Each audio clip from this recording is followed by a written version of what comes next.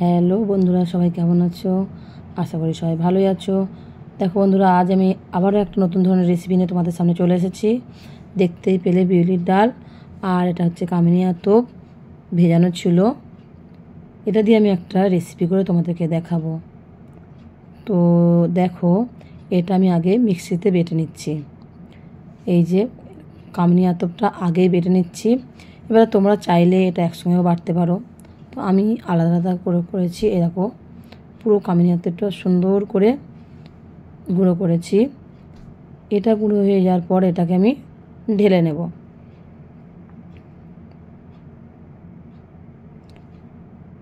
তো আমি এটাকে ঢেলে নিচ্ছি। এরপর আমি বিউলির ডালটা বেটে নিচ্ছি।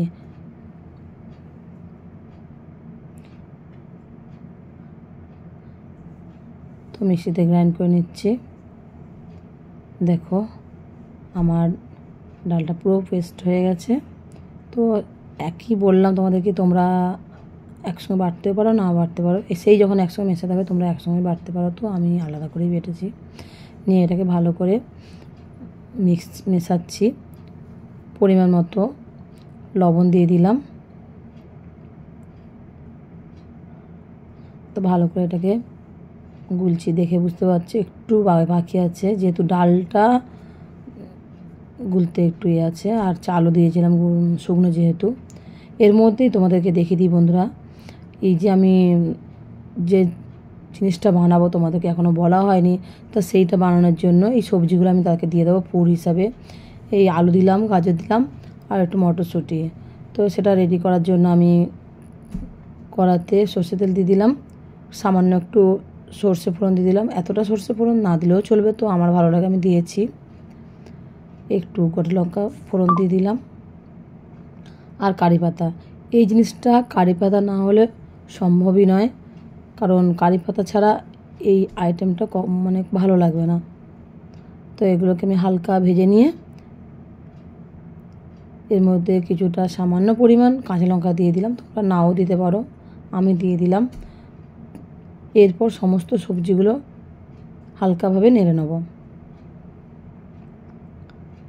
এটা খুব হালকা আঁচেই করছি আমি। এরপর এটার মধ্যে পরিমাণ মতো লবণ, হলুদ দিয়ে আবারও নাড়াচাড়া করে নিচ্ছি। তো বন্ধুরা, এর মধ্যেই তোমাদেরকে বলে রাখি, আমি এই ধরনের ছোটোখাটো ভিডিও বা রেসিপি বানিয়েই থাকি। তোমাদের যদি আমার এই রেসিপিটা ভালো লেগে থাকে তাহলে অবশ্যই কিন্তু লাইক কমেন্ট করো। আর আমার এই রেসিপিটা দেখে যদি তোমাদের কোনো উপকারে লাগে অবশ্যই একটু বন্ধুদের সঙ্গে শেয়ার করো, যাতে আরও অনেক বন্ধুরা দেখতে পারে আমার এই রেসিপিটা। তো দেখো বন্ধুরা, নাড়াচাড়া করে অনেকটাই হয়ে গেছে।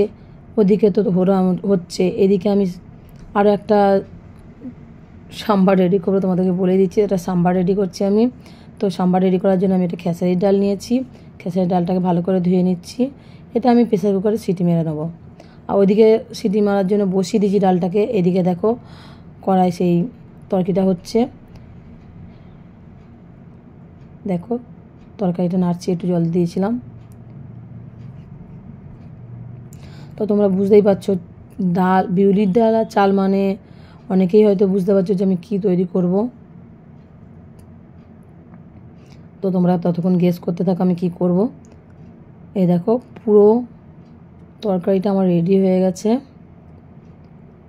আর এদিকে দেখো ডালটা যে সেদ্ধ করতে বসিয়েছিলাম সেটা সিটি মারা হয়ে গেছে। যে সবজিগুলো দেখো সেগুলো কেটে রেখে দিয়েছি। সেই ডালটার মধ্যে যেসব সবজিগুলো আমি দেবো সেগুলো কেটে তোমাদেরকে দেখালাম।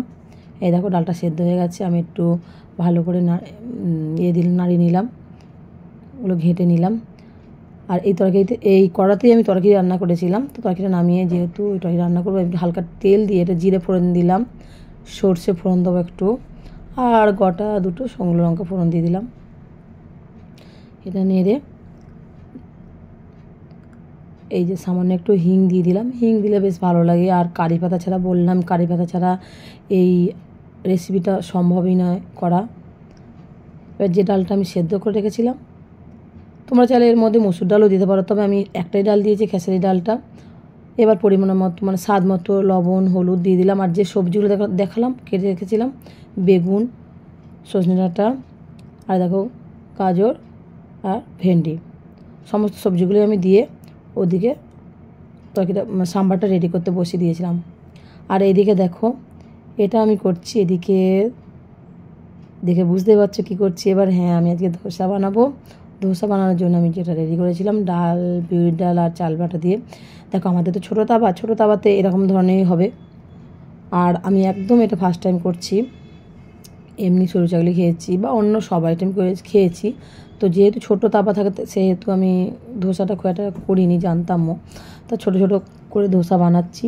দেখো এদিকে দেখো প্রায় সাম্বারটা আমার রেডি হয়ে গেছে। দেখো পুরোটা রেডি হয়ে গেছে। দুপাশে ওভেনে বসানো আছে, একটাতে আমি সাম্বার হচ্ছে আর এক সাইডে ধোসা বানাচ্ছি আমি।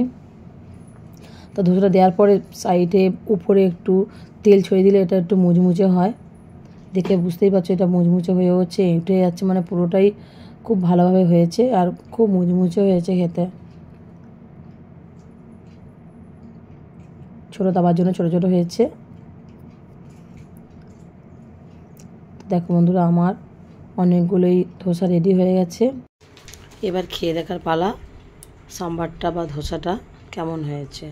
তো চলো দেখে নেওয়া যাক আমার এই রান্নাগুলো কেমন হয়েছে। তো বন্ধুরা, ঠান্ডা গরমের কারণে গলাটা আমার আবারও বসে গেছে, তো তোমরা কেউ খারাপ কমেন্ট করো না। এর মধ্যেও আমি ভিডিও করছি, গলাটার অবস্থা খুবই খারাপ।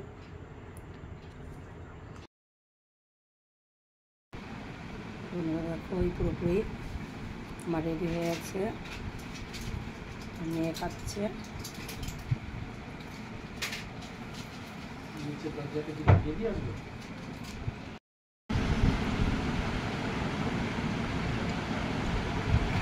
খুব সুন্দর হয়েছে, অসাধারণ লাগছে আমার।